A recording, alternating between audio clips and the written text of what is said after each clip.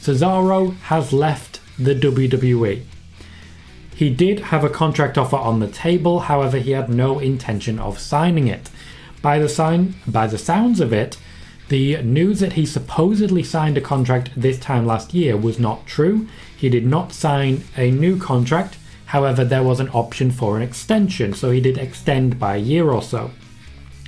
This is one of the main reasons that we saw the push that we did for Cesaro, the WrestleMania match against Seth Rollins, starting to build at the Royal Rumble, and going forwards, of course, that led into a feud, however brief, with Roman Reigns over the Universal Championship. This is the closest Cesaro has ever gotten to the top gold, literally the closest he has ever gotten. However, there were long-term problems that the management team had with Cesaro. It wasn't a case of being annoyed with the man himself. It wasn't a case of thinking that he couldn't succeed.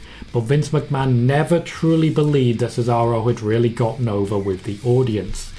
He was waiting to hear Cesaro chants when Cesaro wasn't wrestling, and it never came, is what I'm hearing basically from the man himself. Sorry, from people close to the man himself, not from the man himself. I misspoke there. Not from the man himself, from people close to the man himself. For Cesaro's part, apparently, the offer on the table wasn't good enough, and this doesn't necessarily mean money, even though the money wasn't particularly good either. Under Nick Khan's stewardship, a number of people have had to take pay cuts.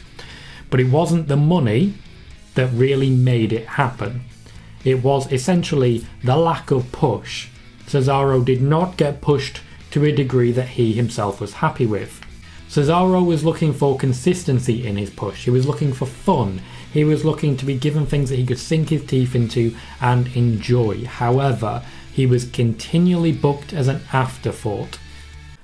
Because Cesaro was never given any sort of clear direction, his interest started to waver. This became worse when we started seeing problems with up, down, down. Because Cesaro's focus mostly on staying in the company was just basically hanging out with his friends, those friends are very clear to see. People like Sheamus, he enjoyed hanging out with. People like Drew McIntyre, he enjoyed hanging out with. But the cream of the crop, as it were, was the party, the small group that worked with up, down, down, mostly during COVID, to become probably the biggest draws in wrestling gaming. That would be, of course, Adam Cole, Tyler Breeze, Cesaro himself, and Xavier Woods. Cesaro has had to watch Adam Cole walk away. He's had to watch Tyler Breeze be fired. He's had to watch Xavier Woods get increasingly frustrated to a point that up, down, down, simply not receiving the love that it used to. Things have changed for up, down, down. And with that in mind, Cesaro, from best I can tell and best I'm being told, simply didn't enjoy his time in the WWE anymore.